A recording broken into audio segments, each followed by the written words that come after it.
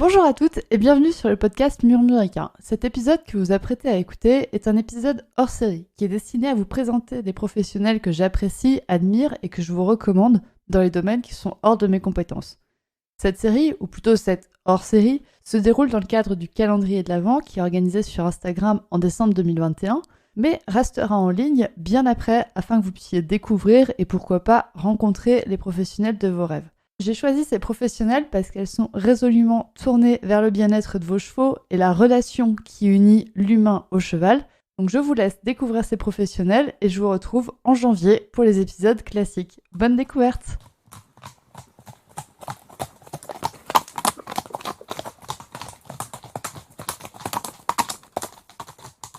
Bonjour à toutes et bienvenue dans cet épisode de podcast. Je reçois aujourd'hui Émilie, qui est comportementaliste équin. Donc bonjour Émilie, est-ce que tu pourrais te présenter aux auditeurs de ce podcast? Alors, bonjour à tous. Du coup, moi, je m'appelle Émilie, j'ai 29 ans. Je suis comportementaliste équin et aussi masseuse maintenant. J'interviens autant du coup pour le bien-être physique que pour le bien-être mental du cheval. Du coup, mon métier de comportementaliste, c'est un métier qui commence à se faire connaître. Pourtant, pour moi, il est à la base essentiel et il est à la base de tout. J'ai fait ce métier en fait car j'ai failli perdre ma jument Java à cause de négligence humaine dans un centre équestre. Et c'est là où j'ai réalisé en fait qu'on ne serait jamais trop à se battre pour le bien-être animal et qu'il y avait énormément de lacunes encore sur la connaissance du cheval et en particulier sur les apprentissages qu'on nous donne dans le monde équestre, tout ce qui est centre équestre, etc. J'aide maintenant les cavaliers, en particulier les propriétaires, à savoir lire leurs chevaux, interpréter les signaux de peur ou de bien-être, le tout dans l'optique en fait d'améliorer et approfondir leur relation. J'aime voir mon métier comme une aide pour développer le plein potentiel d'un couple cavalier-cheval. Parce que j'ai souvent des gens en fait qui m'appellent parce qu'on leur a dit que leur cheval n'était pas assez bien ou pas assez ci ou pas assez ça, ou eux-mêmes se sentent pas assez bien. Je travaille uniquement à pied en cours particulier, du coup, pour m'adapter au mieux au couple, à leurs envies et à leurs besoins. J'ai pas une seule et unique méthode. Je préfère voir ça comme une boîte à outils où c'est le couple qui va m'indiquer ce qui lui correspond le mieux et ce dont il a le plus besoin. J'aide aussi les chevaux qui ont subi des traumatismes émotionnels à recouvrer égaux à partager avec l'humain, où j'accompagne simplement les chevaux à donner le meilleur d'eux-mêmes, qu'importe la race, l'âge ou le physique. Ça n'a pas d'importance pour moi. Et du coup, c'est tout naturellement que j'ai décidé de me former maintenant en massage, car pour moi, le corps et l'esprit ne font qu'un. Et du coup, je souhaiterais pouvoir apporter le plus de confort possible au cheval dans mes prestations, du coup, de A à Z. Et par mon compte Instagram, j'essaie de pousser à la réflexion sans imposer une manière de voir les choses et ou de faire. Juste apporter des éléments factuels sans culpabiliser et peut-être essayer d'entrouvrir une petite porte sur les pratiques qu'on peut avoir pour les améliorer. Ah bah, très bien, tu as parlé de ton compte Instagram, c'est vrai que je ne te l'ai pas cité. Le compte Instagram d'Émilie, c'est Alzane Horsemind. Donc de toute façon, vous retrouvez tous les liens dans la description. J'ai beaucoup aimé quand tu as dit que les chevaux, enfin les propriétaires te décrivaient leur cheval comme pas assez ou trop ceci, trop cela, et que eux-mêmes se décrivent comme pas assez pour leur cheval. Donc c'est vraiment intéressant comme façon de faire. Tu m'as dit donc, que tu es dans la Haute-Vienne. Tu te déplaces chez les gens pour les aider, c'est ça? Oui, en règle générale, c'est ça. En fait, les gens m'appellent et je fais soit des tournées, je me déplace chez eux.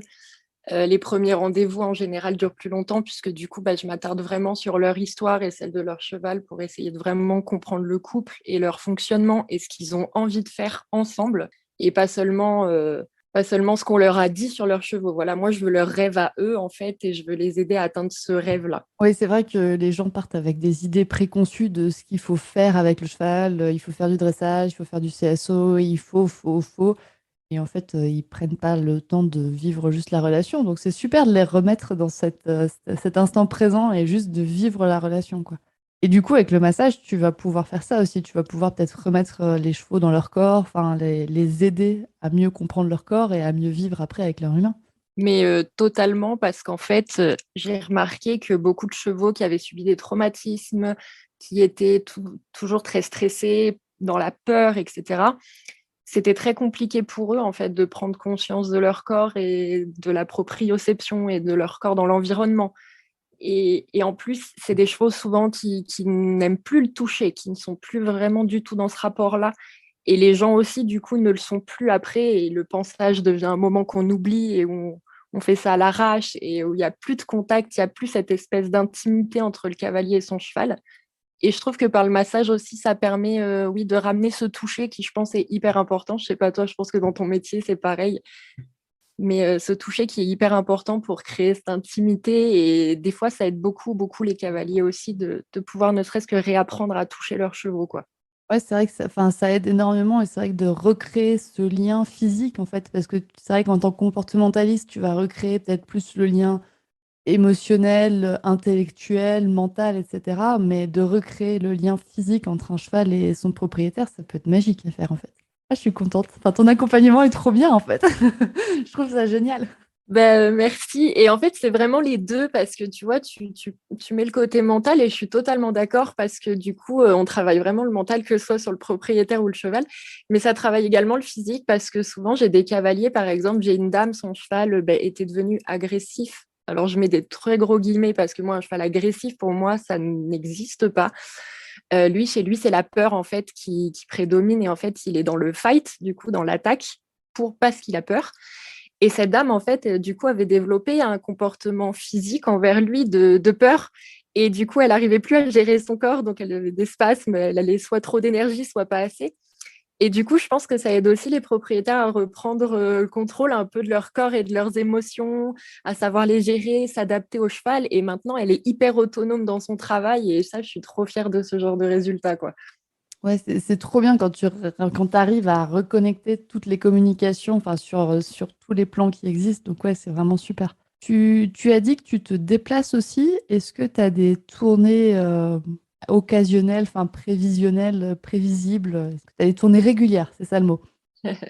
Régulière, oui, je suis vraiment autour de chez moi, on va pas se mentir. Moi, je suis à Ambazac, donc ça va pas parler à grand monde, je pense. C'est un petit bled dans le Limousin. Mais du coup, c'est autour de Limoges, si vous situez la plus grosse capitale de notre coin.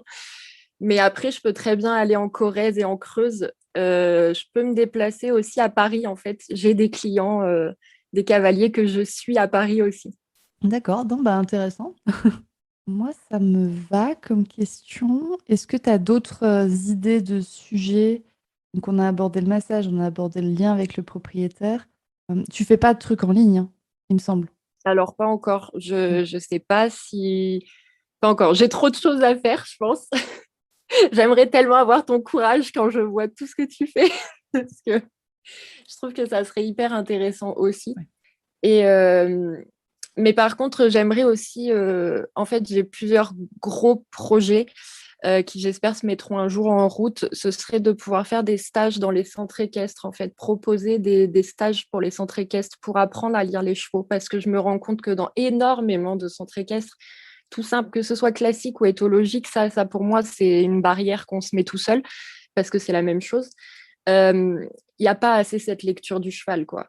Il y a ces gros mythes qui prédominent. Les juments sont tout horribles, les chevaux, ils sont agressifs, ils sont débiles. Enfin, non. Et j'aimerais juste qu'on puisse permettre à la jeune génération, justement, d'accéder à ce savoir qu'on a et à faire des stages ou des petites conférences, en fait, pour pouvoir échanger avec les cavaliers, en fait, qui prennent vie, qui prennent part au projet, en fait, qui réfléchissent et tout, pas les pousser en les culpabilisant en disant non, mais c'est comme ça qu'il faut faire. Et j'aimerais aussi beaucoup que le comportementalisme équin, en fait, intervienne dans les sauvetages pour le bien-être animal. Parce que moi, j'ai eu le problème et en fait, il n'y a pas de gens assez spécialisés dans le cheval pour intervenir dans ces cas-là. Et je pense que les comportementalistes pourraient être une aide hyper précieuse pour les services vétérinaires, etc., quand il s'agit d'intervenir dans des structures pour être sûr que tout va bien ou voir que tout ne va pas si bien. Ouais, donc non, c'est intéressant. Donc, si des fois il y a des centres équestres ou des vétérinaires spécialisés dans la récupération d'animaux, enfin, le sauvetage d'animaux, et ben, vous pouvez passer voir Émilie. Est-ce que tu as un site internet ou est-ce que tu as juste Instagram pour l'instant? Pas encore, ça va être en construction du coup, mais pour le moment, oui, je suis sur Instagram et je donnerai de toute façon toutes les indications là-bas si jamais il y a des nouveautés. Ok, donc c'est bon. Donc, de toute façon, je vous retrouverai le lien donc, de ton Instagram dans la description de cet épisode. Donc, comme ça, les gens pourront te retrouver quand ils veulent.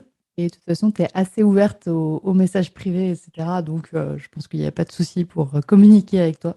Eh bien, écoute, c'était un très bel échange. Est-ce que tu as encore quelque chose à ajouter? Je voudrais juste te remercier du coup de m'avoir permis de mettre en lumière un petit peu mon métier qui peut paraître des fois un petit peu vague comme ça.